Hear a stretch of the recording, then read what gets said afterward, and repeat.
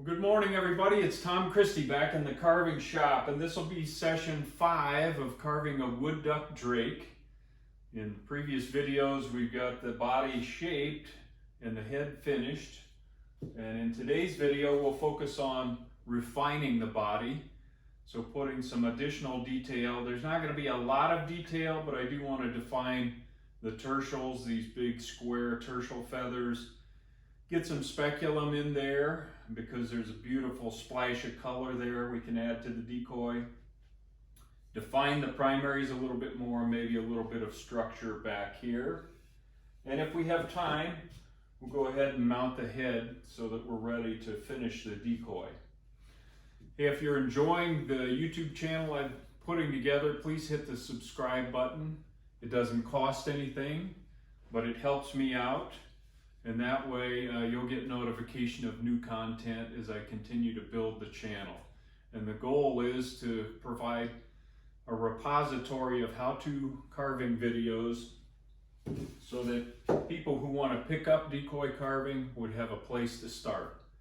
And people that have been carving for a while might pick up additional tips and tricks on how I do things. And I'm not trying to say that I've got the market cornered on how to carve decoys. There are a ton of great decoy carvers out there. But this is my way of helping the art form, and I hope it will encourage people to pick it up and get the enjoyment out of it that I have gotten over the last 35 years carving decoys. So enough talking, let's get started.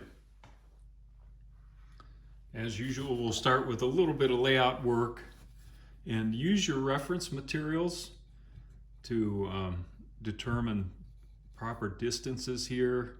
So I've determined that this big tertial feather needs to be in this location. And then there are two big feathers overlapping here in back and a number of other feathers layered in, but I'm just going to carve those big two big kind of square shaped, rounded on the edges, tertial feathers, so characteristic of the wood duck drake. And then I'm going to carve in this speculum down below. We're going to extend the line of the primaries here, and that will fall behind this. On the other side, maybe a little less speculum, but I still want to show it over there. And I've got some carving to do to line things up here.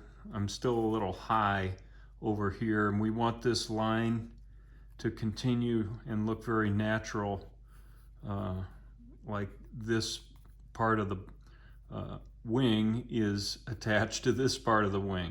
If these are left at different levels, it really looks awkward. So we'll do some carving there, and then I want to do a little bit of separation between this group of feathers and some of the tail covert area. So we'll get that done. So now that I've got the plan laid out, let's go to the carving bench. I'm going to use my 1/4 inch diameter cylindrical burr and use that to do some rough carving of all of those areas that I've penciled in. And I'm starting back on the lower edge of that big tertial, and then coming back and lowering that area of the speculum. And I like this particular burr because it has teeth on the end of it, and you can use it like an end mill and get into tight spots. You just have to be careful and maintain good control of the burr when you're doing that end cut like I was doing before. Now I'm going to speed this video up and just let you watch this process so the video doesn't get too long. Okay, speeding up, and I'm using that burr to lower that area of the back and begin to create more definition around the primary that's coming down there, the primary group of feathers.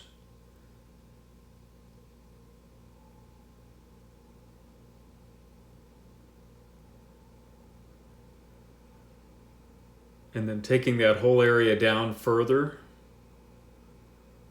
And then going back and cleaning up the area under the primary tips. And working again back and forth to define the area.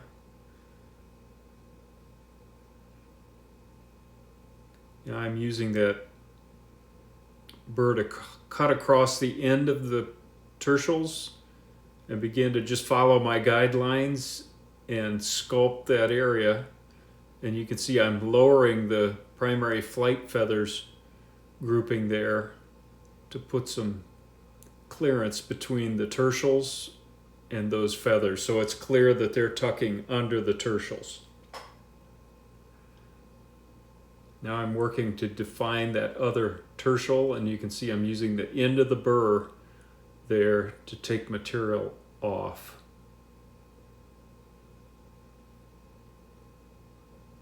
Just cleaning things up. You can see that shadow that it casts with a little bit of separation between those tertials.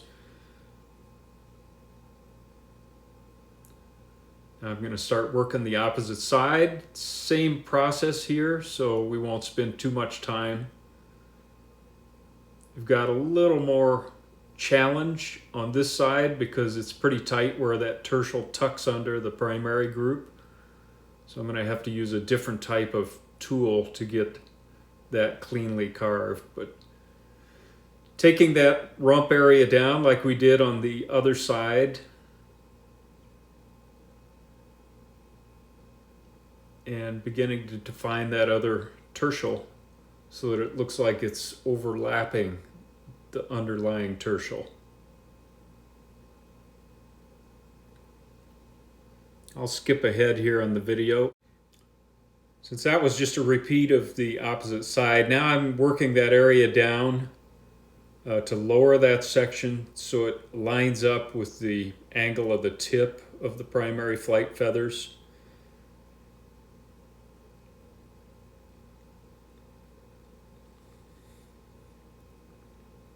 And once I get that area lowered, then we can go back in and define where the primary flight feathers end up on that side of the body. So I'm sketching that in.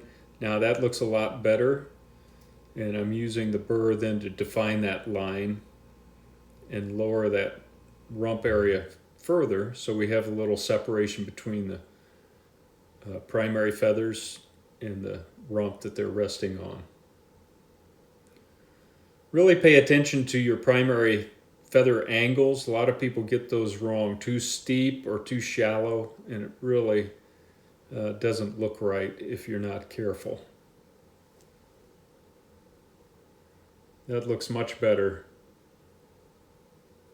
All right, we've got things roughed in with the cylindrical burr and shaped up. You can see the wing tip and a continuation down here. I probably need to do a little bit more work on that to make sure the angles line up. There's some refinement in the shape of this tertial that I want to do, and I can't do that with that cylindrical burr. I also want to take down a little bit more, put some definition in this group of feathers here, separate that a little bit from the coverts back here. Same here, just to give it a little more shape. So we'll dig in here a little bit more, curve that down to the edge of the tail. But a good start on roughing, and now we'll switch to ruby grinding equipment and refine these shapes a little bit more. So I'm going to use that little flame-shaped small ruby cutter to go in and shape that area of the tertial that kind of tucks under the primaries there. And just take that down and make sure the return is there on that feather so that it looks natural.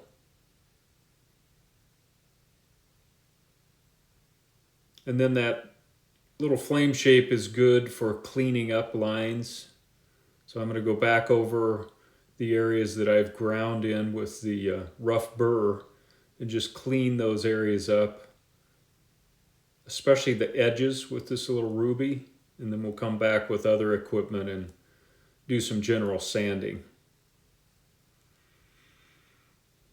I'm going to switch bits here to this pyramid shape bit that I use quite a bit, and I'm just going to use that to do some general, this is a ruby bit again, and it's like a regular grit. It's not a real coarse grit, and I just use that to begin to smooth things out, remove the burr gouges and the any deep cut lines, and begin to, this is not final sanding, but it gets it to the next stage of smoothing. And then I'm using it to clean up edges as we go with that little pyramid shape. It's easy to get into tight spots. I'm going to speed the video up here because I'm basically going to use this ruby bit to smooth all the grinding lines from the heavy burr work that was done before with that cylindrical burr. So I'm going over all those carved areas and cleaning things up, further defining hard lines and separations of feather groups, and doing some sanding as I go with that ruby bit. And I'll jump around a little bit so you can see the rest of this, but quickly. Just working the other side. We'll do final sanding. So again, we're just prepping these areas and getting them smoother so that the sanding is effective. And doing some additional sculpting as I go. Going to clean up the cape area here where there's heavy burr lines there from the grinding we did. Now I'm going to switch to the cylindrical sanding drum and do the heavy sanding here with the sanding drum. This is about 120 grit, and I'll just use this to go over the entire bird. The drum kind of lends itself to getting into some of these tighter areas. Some of it we'll have to hand sand, but you can get a lot of sanding done with a cylindrical drum like this. You can even get into edges and tight spots.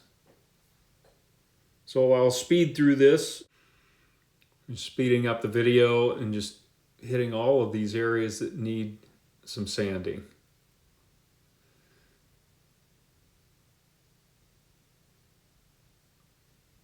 You've seen this in previous videos as well, so that's probably enough footage of this process. After the drum sanding, I'm just going to follow up with a little 80 grit hand sanding, kind of smooth things out. And once I finish that, I'll go with a little bit lighter. This is probably 150, 120. Take out all of the tool marks, the grinding marks, round and shape things up, basically clean it up, ready for the assembly of the head. So you don't have to watch me sand. I know that gets boring, but there's no substitute for just spending time smoothing things out and hand sanding. All right, I've got 5-minute DevCon epoxy. Mix that up. Make sure you mix it thoroughly so the resin and the hardener are well blended.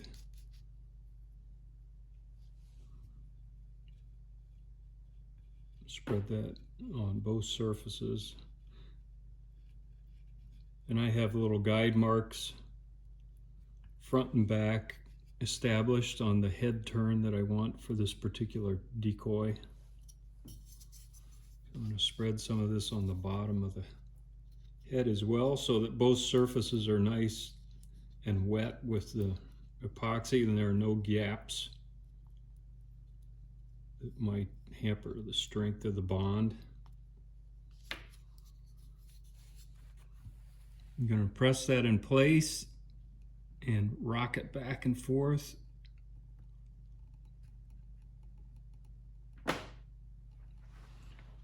And then hold that in position for the 5 minutes until that epoxy cures. Once it is cured, then I'm going to use this little teardrop shaped burr and go in and remove material and do a blend between the head and the body and make sure the mating surfaces match up.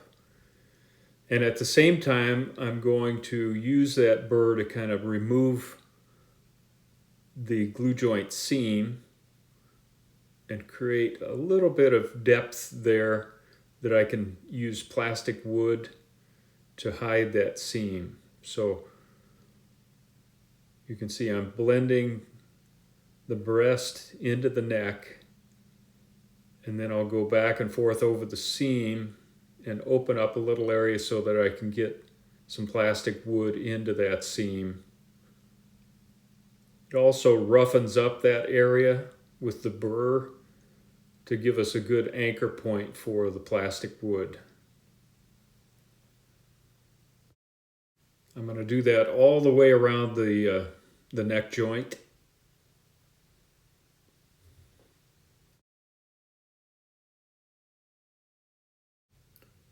And then I'm going to shift to the sanding drum and just use that to smooth things out, remove the burr marks, blend things together, and get it ready for the plastic wood application. So I'll do that around the entire perimeter of the neck joint. I'm going to do the neck joint with plastic wood, and I'm just taking some acetone and going over the neck joint and just making sure all loose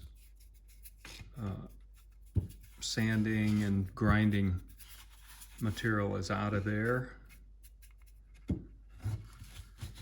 And then I'm going to take some of the plastic wood and begin to push it into the neck joint, and then use the acetone to go back and smooth things out.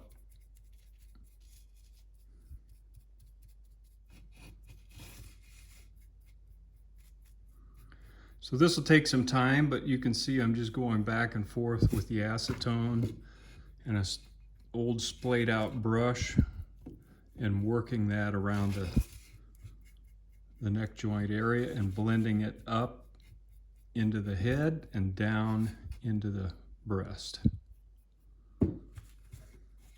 Just a quick look at that area after blending, and I'll let that dry.